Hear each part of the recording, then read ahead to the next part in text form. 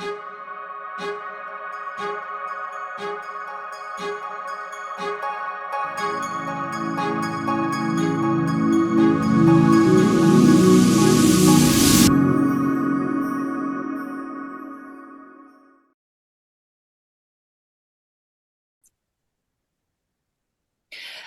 and welcome to the Dharma Life podcast. I'm your host, Aloise.life Middleton, and today I have with me a past student of mine who has gone on to do amazing, incredible things. Teddy Lawson, I'm so pleased to have you on the podcast. You are coaching, you are mentoring, you have various different businesses under your belt, which I'm going to get you to explain to us today. But thank you so much for coming on. I really wanted you to share your story of how you found Dharma Life Academy and what the impact it was on your life. So, Teddy, welcome. How are we? I'm good, thank you. Thank you for having me. Thank you for reaching out, and thank you for always being a point of inspiration too. Still to this day, but I can't get away from it. You will Following. always be. Yeah, yeah. So, tell us about your life and how it was before the Dharma Life Academy. What was going on for you? Well, my life was pretty great. I mean, I think on the outside it looked like my life was great. I was enjoying life. I was a celebrity fashion designer. I was on TV, living in Hollywood, dressing the top celebrities, traveling the world, had my own reality show, doing all that stuff. But behind the scenes, when I found you, I was just got out of a relationship with my son's mother. I was in lockdown and during COVID, separated, didn't have a job. I was a stay-at-home dad. Didn't know what I was going to do. I thought my life was over. I think a day or two prior to finding you, I was in the fetal position, crying. I didn't know what to do. I wanted my life to end. And that voice, you hear it often, and the story that I'm telling through other people's experience, the voice just was so magnified. Teddy, the best thing that you can do for Wolf is show up for yourself. And so first I was like, where did that voice come from? But the ego instantaneously came in. That's incredibly selfish of you to show up first when you are a father. Well, of course, I knew what the voice meant. It just meant tune into your own vibration, meditate, give yourself to you first, like learn who you are, tune into your own frequency, tune into your own vibration. Although that was foreign, I didn't know how to do that. I knew that's what the voice meant, but the ego was so quick to be like, that's selfish. You can't do that. There's no way you can show up for yourself first. You need to be a dad and you need to figure that shit out. So then, I sat with that. And then 2 days later on social media, on Instagram, Aloise, you popped up. Please join my 4-day challenge. Highest excitement challenge, or was it the Reclaim Your Power? I think it was Reclaim Your Power.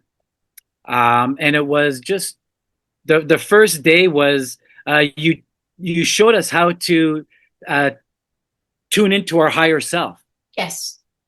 Okay. And I didn't know what that was. I'm like, higher self. What's a higher self? I didn't know what that meant. But by the end of it, I was attached, I was glued, I was sold, whatever it was. I'm like, oh, so your intuition, that gut instinct is also now it's identified as my higher self. So after that 4 days, that's when we started our journey together. I mean, I think from there, a month later, I was offered the Akashic Records through you. And that was a 3 or 4 month process because I did the first reading, then I did the second reading. And then after that, I just joined the Dharma Academy and just started showing up every week with you and the other students and just tuned into the library of plethora of information that you have on there for anybody who's tuning into this type of shadow work, taking accountability for the inadequacies that they have in their lives. I'm choosing my words differently now than when I first started the academy, but this is I didn't know this version of me was in me. Yes. But it's all a remembrance. I'm not trying to be anything. I didn't become this. I'm just remembering who I authentically am. So yes. The version of me of who I was is still there. Those are my lessons. Those are the classrooms that I go back to to find the answers of what I'm seeking today. It's kind of like the Akashic records. People think you got your Akashic records clear. Oh man, life must be easy. That's not how it works. It just means you have access to gifts and tools and techniques. As long as you, whatever work I do today, if I clear it up on my Akashic records, the work I do today, I release the gifts that are in my Akashic records from what I'm working on today. But you don't just receive this plethora of like ideologies, perspectives, and key codes. Like you always say, it's not a magic pill. You got to do the work in the present to receive the gifts of unlocking everything that you cleared up in your record. I didn't know what that meant.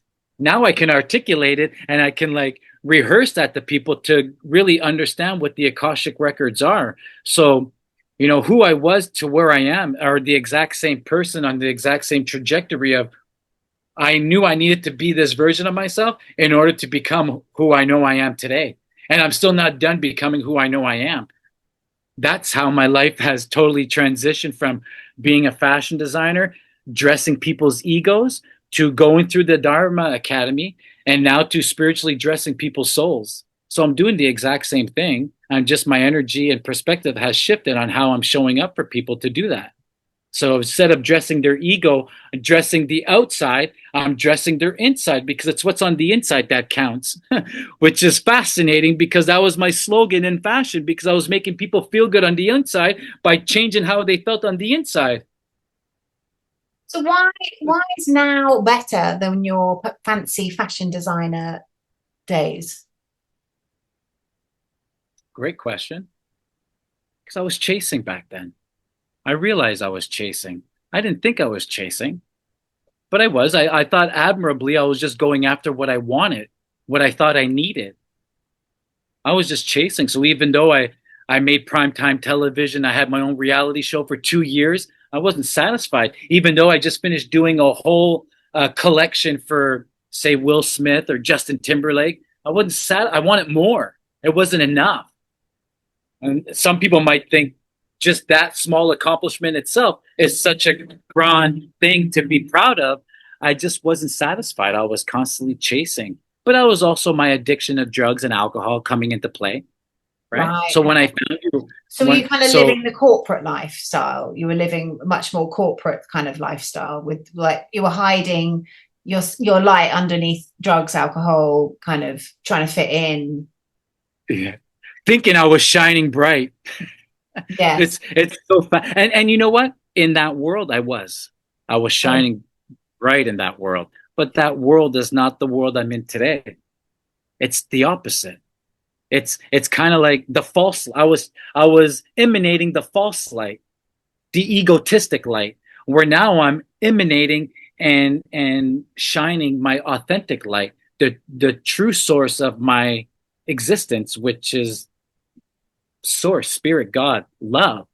And that which is my authentic self, which to me is the most highest frequency that we can be, is our authentic self, because that's me stepping into shining my light, allowing the situation to brighten me, is me allowing that to happen, which is more authentic than love itself, because love itself is with another human, although it's through me.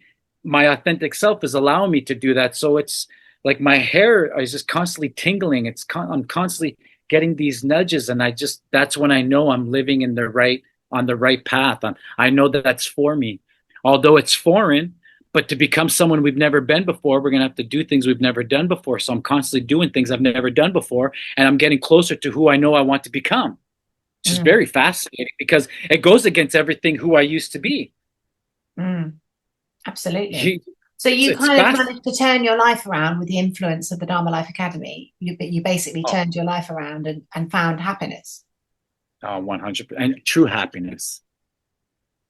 I say true happiness because that false happiness, although again on the outside, I was living a great life. I was partying every night. I was drinking every night. I was at the hardest parties, hosting the biggest parties, biggest events. I was unfulfilled because in my mind, I'm like, okay, who can I get something from? Who can do something for me? What can I get from these people for hosting this thing for them? It was always one of those, goes against Dharma in itself. That's not expansion. No, Dharma to give me a is expansion, is love and light and giving without expecting. That's true gratification. And that's something that can't be taught. That's something that has to be remembered. So I had to, that's the breakdowns that you go through. You start feeling sorry for yourself. You start realizing, well, wait a minute. It's okay to feel sorry for yourself, but then you start feeling sorry for the people who created it. Then you start loving your inadequacies. So you start holding them closer to your heart. You start strengthening them. You start forgiving yourself. You start rewinding and unlearning that false happiness. You just start rewinding it backwards to get to, oh, that's why I went through all that. That's why I had addiction. And 6 years, no alcohol, no drugs, nothing. And How did what you I give up thought alcohol? alcohol, pardon me? When did, and how and why did you give up alcohol? Well, it was the second voice that came in to my life during the first voice. A couple of days later, because I believe I gave source spirit that grandiose thing that we speak to when we're asking for forgiveness or we're asking for guidance. That thing say, alcohol has served you up till now, Teddy. You no longer need it. And that energetic commitment to showing up for myself, I believe triggered the second voice was like, Teddy, alcohol has served you. You no longer need it. I'm like, okay. And once I gave the okay, I didn't know what the shock. Again, I learned through the Dharma Academy. I learned what chakras were. I didn't know what a chakra was. I'm like, what's a chakra? But the second voice came in and said, you no longer need alcohol. It has served you up to this point. I said okay, and it shot a lightning bolt through my root chakra all the way out through my crown, and it in fact literally lifted me off the ground, and I crashed onto the floor. I was like, whoa, what just happened there? And I never drank alcohol ever again. Wow. Could, Wow. could, You don't could need I you got don't need alcohol, believe me, Teddy. yeah, well, I thought Alcohol I and did. drugs. You don't need it. Yeah. You're high on life. I really am. But I didn't know that, right? No. So what I thought alcohol and drugs were giving me was in fact masking. Giving that up is what I got. Quitting alcohol and drugs, I got what I thought I was needing from doing it to begin with. Does that make sense? Yeah, sure. That makes sense. Yeah. Yeah. So once I let it go, I realized, oh, what I'm trying to get from it, now I can face it. Here it is. This is why I was drinking drugs and alcohol, but I couldn't get to it because um, it was creating resistance from me to go through why I thought I was using drugs, which was escapism, abandonment issues. Yeah. Right. Once I let go of the drugs and alcohol, I was able to face the abandonment issues. I was able to face my acceptance issues. And then I realized, oh, there it is. That's why I was drinking the whole time. But I could never get to it because the drugs and alcohol were pushing that down further and further out of my reach. But once I let, and it wasn't just like overnight. I had to. It was about a 8 to 12 month thing. It didn't just happen overnight, but it was also through the guidance and the teachings through the Dharma Academy that allowed me to see those inadequacies in my life, which happened to be my strengths. So thinking that so the acceptance issues is that my dad abandoned me when I was when my mom was 7 months pregnant with me. So my whole life for 42 years, I hated this man who I never knew because he abandoned my mother. So my mom didn't feel adequate enough. She felt like no one loved her. She didn't feel beautiful. So you don't think I learned love was like that? You didn't think that every time my mom said, I love you, have a good day, and then she ran away to go feed us, to put a roof over our head, I didn't see her for 12, 13 hours a day. I thought that's what true love was. So 42 years later, here I am single. As soon as somebody starts loving me, I dump them, I leave them, I break up with them because that's what I knew love was. Right.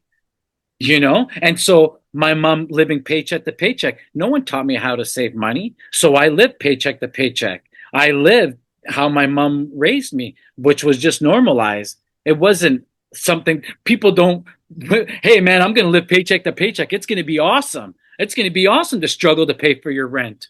No, these things are conditioned into us. These things they were repeated in my life. I love you. I'll see you later. I don't see her until I wake up the next morning. That's what love was to me. That was abandonment issues. That was acceptance issues. So I never accepted the women fully who loved me. I always pushed them away. So when I did get a lot of money, I paid my rent and I'd spend it all. And I would admirably just give it away to people. Oh, you don't, I got beers for you. I got drugs for you. Don't worry. I'll pay for it all. And here I am, uh, 1 week living great. Now the second week I'm waiting for my next paycheck so I can do it all over again. I did that for 42 years. Right. Okay. So Dharma Academy allowed me to organize and see all these things, not as faults, not as shame, not as judgment, to recognize them, to see for what they are, not being attached to them. Mm. That's the biggest thing I tried to convey to my son. Like, it's okay. Don't worry about it. You weren't for them. They weren't for you because there's something else for you. Sometimes a rejection is God's the redirection. And that's what it all is. It really is. It's so, now people are like, well, how do you manifest the things that you want? I'm like, because I don't manifest. What do you mean? I just live accordance. I need something, so I got to live a specific way in order to get that. So I don't live a certain way to get the things that I want. I'm just being who I need to be in order to receive what it is that I want. So now I'm just living in accordance to the laws of the universe. And there's multiple of them, and I think once and the thing is, there's no right way or wrong way of living life. There wasn't a manuscript that we were given. Hey, energy and vibration are going to be two singularities that are going to alter the way you experience life. They don't give you the manuscript on that, but the Dharma Life Academy does and allows you to get the manuscript by you inputting your own personal energetics into your teachings. So you just put out a method, then you're like, hey, what's your root chakra? Oh, well, here it is. Go look for it. So find the emotion in what the root chakra represents. Now put that emotion into my method. That's what the Dharma Academy allowed me to how to see life. And that's how I create programs. That's how I teach. That's how I do everything now. It really it's not so black and white, but it's not so difficult either. I think we make it difficult by trying to learn it, but once you understand it by inputting your own personal energetics, the tangible experiences I'm feeling are not based on you guiding me, are just you putting the method out there, and I'm just putting my acceptance, abandonment issues, putting them all in there, and then the flip side is the results of them, and then you just slowly incorporate these results into daily practices. And And so how did you find the community? Because that was the other thing that I know you got on really well, didn't you, with quite a few people in the community? I like how I found your community Yeah. Like through you. no, no, no. But I mean, as in, how did you find the other people in the community? Oh, on the same path as me, but living in New Zealand, living in Italy, living in Canada, living in other Central America cities and towns and countries, but all going through the same thing. All going, and I think I was one of the very few men in the group as well, but I was raised by women. Women were the ones raising me. Yeah. The women were Seem to raised be we around. have more women than men for some reason. I don't know why.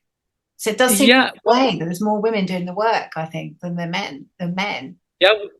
Well, because as a man growing up, my generation, life is shitty, life is tough. You didn't have a good day at work, suck it up, get back to work. Yeah. So if we expressed our emotions, we were shamed and ridiculed, but we were shamed and ridiculed by other men, by other men who were afraid to show their emotions and to express how they're feeling. Because God forbid if my dad, I didn't know my dad, but God forbid if the man at that time came home and said, "Oh man, work was tough. The boss gave me shit and this and that," you would be looked at like you're weak. But in hindsight, you're just releasing the tension for not allowing your body to absorb this tension, to absorb this stress, because our body holds on to stress. Our body remembers how we were raised. The same type of love that I knew existed through my mom, the same type of way financially I knew, it was all trapped in my body. I had to release it out of my body to see how it really was. And that's not overnight. And I found the women in the community were a lot more vocal on releasing the things that they didn't like, which gave me courage to speak up because I wasn't going to get ridiculed or they weren't going to ostracize me as a man speaking my truth. In fact, I was encouraged. oh wow, there's not too many men out there like you, Teddy, expressing your emotions. I'm like, oh, there isn't? I didn't know because I was so involved with the community, not real. And there was a couple of other men in there, and Yes. we were just expressing our emotions. And that's the thing with online. Um, Online, you can get put into this bubble because my online community isn't like the real world. It really is. I believe 8% of people know what we're talking about. The other 5% want to suppress it, and the other 80 are just living the best that they can because life is stressful. And they don't have the resources that we have in order to even come and look at what this is. They And don't have the time. it's so important, isn't it? Who you surround yourself with is who you become. So you must surround yourself with people that you resonate with. It's so important. So if you've got your own community now, have you? What are you doing now? To explain to our audience, because you're doing some fantastic stuff, coaching, mentoring. Yeah, just exactly that. Just I created a service. It's called the Orbital Imprint, and it's a polarizing exercising 30-day challenge. And I just walk with people rehearsing their best case scenario, rehearsing who it is they want to become, rehearsing the things that they long for, but rehearsing it in a form and so that you can experience in sensations, feeling, visualizing, journaling, speaking. And so I evoke these things intentionally so that they can feel what it is that they want in all five sensories and rehearsing it day in and day out. And I walk with them to reprogram their nervous system to accept who it is that they want to become, to accept that new job, that new relationship, that materialistic thing that they want. It doesn't matter. I want a new broom. I can't afford a broom. I need a new broom to sweep my floors. Well, if you rehearse that you're going to have a new broom every day, you may turn the corner and find a used broom on the side of the road, but it's going to be new to you. I believe that's how it works. And if you can rehearse this every single day, you can alter the life that you're living by rehearsing the things that you long for. But it's a feeling, it's a sensation. And so that's what I teach. A lot of people have money insecurity is a big one. I've overcome money insecurity. I used to like practice my money manifestations in the morning, and then I would go out to the store. I'm like, whoa, I can't spend that much money on that. But I would think I'm tricking the universe. I'll just buy the second best. So I'll save some money. I'll get the second best thing for me, and I'm doing both. That's not how it works either. So I never the carrot will always be dangling in front of you if you don't change it up. So I always settled for second best. I never knew what it was like to get the first best until I started putting myself into getting the first best thing, the thing that I wanted the most. As soon as I put myself in that position and I said no to the things that weren't fully for me, I started getting exactly what was for me. But you have to put yourself into that position. And you have to put yourself small steps into that position because you have to trust yourself. You have to trust the universe. You have to trust that what we are seeking is going to find us. That doesn't happen overnight. It's like you can believe you're going to be rich, but if you're afraid to spend money, you're just telling the universe you don't think you're going to be rich because it's limited and you don't know when you're going to get it again. Yeah, it's flow. You have to have flow in your life, and it's energy. It's moving through you. If you block all your energy and you save all your energy, then you stop your flow, basically. Yeah, and so when you have somebody holding you accountable, like you did in the Dharma Academy, it makes things a lot more. You can be reminded, hey, don't forget what we learned last week. Implement it. Like, oh yeah, oh yeah, because it's not always easy to remember to do everything. So when you have an accountability coach like you offer, like I offer now, it gives people a sense of hope. And hope is all humans ever need to keep going. So Hope when is you can something give that's so important. Every human needs hope. everybody needs hope. And if you can couple up hope with like an exercise of visualization or speaking or getting them to remember a time that they felt what it is that they long for and how they would feel if they get that thing, because we've all felt love, we've all felt security, we've all felt belonging, even at the littlest level, you felt it. So if you can bring yourself, the hack is like bringing yourself back to those moments of feeling supported and then implementing it in the right here and now. You can rehearse your body to regulate your nervous system to accept what it is that you want, even though you don't believe you know how to get it. As long as you keep training your body into believing that you can have it, eventually you'll get it. Being in flow. Being in flow. Beautiful, beautiful. So you have a 30-day challenge. You have a community. Yeah. Yeah, and you And do. I sell chocolate. You sell chocolate. How exciting. Well, cacao. I sell 100% organic, ethically grown cacao chocolate here in Costa Rica. I live in Costa Rica, and I have a chocolate factory in Canada where I ship it to. And then we manufacture chocolate bars, or I sell it whole. Wow. It's really simple, but I love it. It also lots of health benefits. I mean, I've completely changed my life since the Dharma Academy. I watch what I eat. I do regular parasite, heavy metal detoxes, things that I never knew existed. All happened because of Dharma. So when people, well, I don't. You just got to start. There's nowhere to start. There's nowhere to go. You just got to recognize it and begin. And so the Dharma Academy allowed me to articulate that to my community. It's not about recognizing anything. It's just about bringing in awareness and starting. Because once you start, you're always going to go back into your past. So there's no sense of like, well, I need to clear up this specifically. No, no, just start. You'll get to that, but you just got to start and bring in the idea that energy and frequency are real, and what you feel on the inside, which is the only landscape of reality that you need to focus on, is what you're experiencing in your life. That's the only true landscape, is the inner landscape, because what you feel on the inside is what you're experiencing on the outside. Well, that's not true, because if bad things happen, it always happens to me. I'm like, exactly. You're always thinking the bad thing's going to happen to you, and then it happens. Well, Mm. don't you think it works the same way when you think good things happen? And that seems to be foreign to people. We're so quick to rehearsing worst case scenarios. So the Dharma Academy allowed me to articulate that, but also rehearse best case scenarios. Rehearse what it is that you want. Not by neglecting the bad things. No, you need to go through them to get to that, but don't forget to practice the good things. But Don't it's forget how to you practice. frame them, isn't it? It's also how you frame them. Like you said, if you, the bad things aren't necessarily bad things, they're just opportunities for growth, you know. Exactly.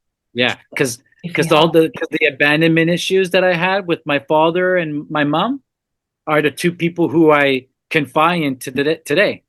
Now they passed on.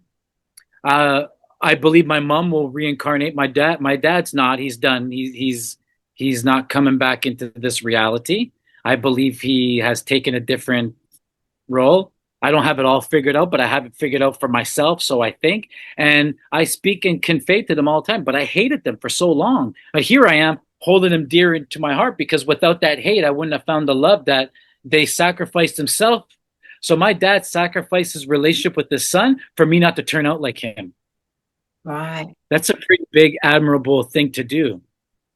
right, wow, Because being a father, I could never imagine abandon my son on purpose so he wouldn't be like me. Now I just want to be the person that I know I would be a great model for him to follow into becoming as well. yeah, So, fantastic. although I hated my dad for 42 years, I realized him being a gang. Well, he got shot robbing a jewelry store in '86. So, me becoming a gangster and becoming a breaking the law wouldn't have been a good look for my son. And Wow, he knew that for me. So, he abandoned my mom to abandon me so I wouldn't become like him. I right, think that's very admirable. And that's how I choose to remember my dad. I don't want to remember him like my aunts and uncles tell me. Oh, he's a drug addict. He was a liar. He was a stealer. He stole. He robbed. He cheated. I'd rather look at him like that's just what he had to do to get by. What he did for me and is everything is like, how we hold it, you know. Everything is how we hold it, you know. We have to, you know, really hold things in a positive light, because then it comes back in a positive way. Whereas if we hold things in a negative way, then that has a negative impact on us and lowers our frequency. So it holding it, comes back. yeah, holding it in a positive light, in a positive frame, will reflect it back to you in a positive way. And like you said, it was admirable of him to do that for you, because actually he did have your best interest at heart. He couldn't show up as a father, so he chose, yeah, he chose to do it in a way that it was all he knew, you know, and by taking himself out of your life, and he was doing it for your highest good. Yeah, and I was never able to have this conversation with my mom before she passed away, and my mom hated this man with all her might. But she also sacrificed the love, her own personal love, to somebody else to protect me from him, because my whole life was, who was he? Where was he? Where is he? Who is he? What does he look like? What does he smell like? What did he do? she would just always deflect, deflect, deflect, protect me from wanting me to know anything about him. Because, like any son, they want to be like their dad. I see my son, who's 9 years old now, he just wants to be like me. That's just like the craziest, greatest feeling in the world. Trying to be, wanting to be around who my father was would not be a good look. And so my mom protected me from that. It's like she intentionally, she consciously knew, but was like zero spirituality in my mom, like zero, none. Like there is none. Although we're a Native American Indian, and she tells me about our great uncles who like made big changes, and she was very much in the conversations of spirituality, but never thought of it as like anything spiritual. And it really isn't. It's just how we, I think the word spirituality is a division to think that what we are doing is spiritual, but what we are doing is a human experience, which is spiritual. It is living into, it's not woo woo. It's like, I don't think energy and vibration are spirituality, are spiritual, but people who don't know what we're talking about may think it's woo woo, but they're living that life as well, because their belief into it is a belief in itself, which is, means they're creating more of that into their reality. But if they were to rebound their perspective on what we are talking about, they would receive more of it and become connected to what it is that we're talking about and have a different framework around what it is that we're doing. But I believe the narrative is to oppress, suppress, to keep us depressed, to heightening ourselves past the 3D reality, which they confuse us with religion, Buddhism, Taoism, Catholic. Those are all just, they're just divisions to keeping us to what we really are. You can call it spirituality if you want, because I believe it's spirituality, but I don't think it's spirituality at the same time. Spirituality I'm sits just, on top of it. Is the way I yeah, look at it. It's like spirituality sits up here, and then all of the religions are kind of offshoots. They take different aspects of spirituality, but they bastardize it. They don't kind of take the pure form of authentic form of spirituality. right. And if they would just let go of religion and the definitions of what their religion represents, and just focus on the emotion, the feeling, the sensation, which the one thing that they all have in common, and what this Control. reality is based is the control. But the person who is Catholic, the person who is Taoism, Buddhism, even the Protestants, what they all have in common is the belief. They believe what it is that they are saying in those religion, and their belief attracts more of people who think like them. Even the Protestant, even the person who doesn't believe in religion, surrounds himself with more people who don't believe in religion because of that belief. And so if you strip away the definitions of Catholic, Protestant, Buddhism, Taoism, Judaism, if you strip away those words, all they have left is their experience and the emotions to what they believe in, which is what they're attracting. That in itself may seem spiritual, but that's just what life is. Yeah. Your belief is what you get back. So what you put out is what you're feeling. What you're feeling is what you get to experience and get. It's just, everything has become non-black and white, but very black or white, in a crazy roundabout way, because it's just one way. There's no other. You can't lie, steal, and cheat, fake energy. You can't. You can try to cut corners, but you're going to get back exactly what you cut, and you're not going to get fully what it is that you want because you cut corners. But if you don't cut corners and you energetically commit to what it is that you're doing and forget about where it should come from and how long it should come, the biggest money mistake I've ever made, I need money by the first. I got to pay rent. Well, right there, it's done. I'm giving it restrictions. I'm trying to control it. I'm chasing it. That doesn't work. But once I delinquish when I should get it and how it should come, all of a sudden it's like the opportunities are everywhere. I'm like, holy, what is going on? This is incredible. But I catch myself sometimes. I want my kid to be a kid for so long. I don't want him to have to grow up like I grew up. I catch myself sometime. Hey, when I was your age, I'm like, whoa, Teddy, you're doing this wrong. But I do that with life as well. I bring myself back into my own mindset of trying to control what it is I think I should get.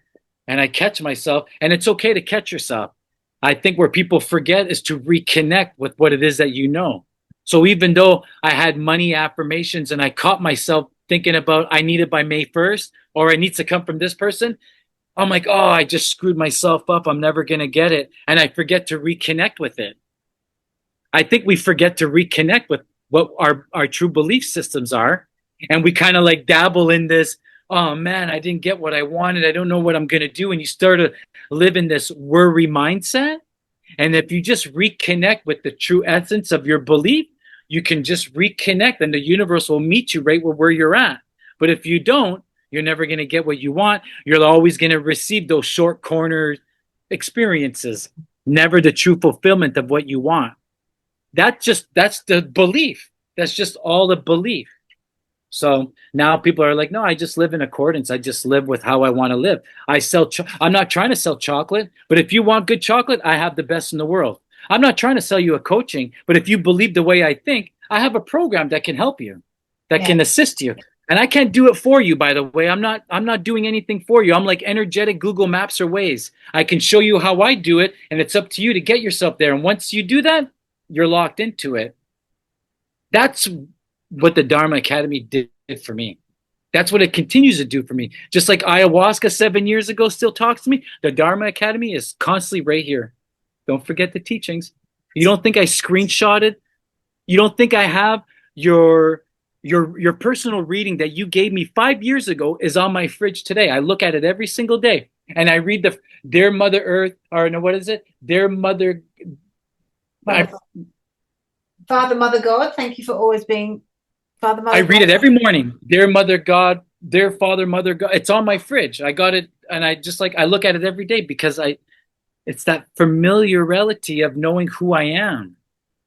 So every day it's there. I rehearse this every day. I feel like I'm a broken record when I talk to my my community because I'm all like, who's this Aloise girl you keep talking about? What's like what it and it really is, like it's just what it is. Well, I'm so glad it had a positive impact on you. I'm really pleased. And thank you so much for coming on today and just sharing your experience and, turning your life from more of a kind of, you were living in the 3D, but you were living in a Hollywood kind of showy 3D lifestyle. And now you're living very authentically in Costa Rica, doing what you want to do when you want to do it, which is, what it's all about. So how can people find you, Teddy, if they want to find and follow you? Online at Teddy Lawson _. And that's my handle for all social media sites. I'm on all of them. So you can come find me under Teddy Lawson _. Chocolate Delic is the name of my chocolate company. So chocolatedelic.ca, you can find me there as well. And I have different communities for the different environments that I have set up as well. So the chocolate community is different than, say, my coaching community, but they're both coexisting together at some sort of level. And that's how people can find me. Excellent. Oh, well, thank you so much for coming and sharing your story on the Dharma Life podcast. You're welcome. Thanks for having me. Thanks for reaching out. And thank you for always being there. I always feel like when you come into my thoughts, you're also on my feed. But that's how it works as well. Yeah, fantastic. Well, I'm just so glad we're connected in real life. And just so you know, I think it's important to say, the people that you introduced me to in the community 5 years ago are my friends today. And I would have never have met them. And I talk to them regularly every week. Who do you talk to? Laura. Yeah. Gary. Gary Chia. Laura. I'm drawing a blank because you put me on the spot, but there's a handful of them that I speak to still all the time. And because of the Dharma Academy, we're able and we support one another. We like each other's things. We repost each other's things. And it's as simple as that, to support your friends and the people that you like, the things that resonate with you. Repost it, reshare it. And I think those simple traits really go a long way to help people continue on their path and journey as well. Because when someone shares something of mine, I'm like, oh my God, I feel so humbled and so blessed that I want to do more of that. Yeah. And so, Teddy, you've been a pleasure. Thank you so much, my darling. Really appreciate you coming on today. Thank you. All right. Lots of love. Okay. Have a good day. Thank you.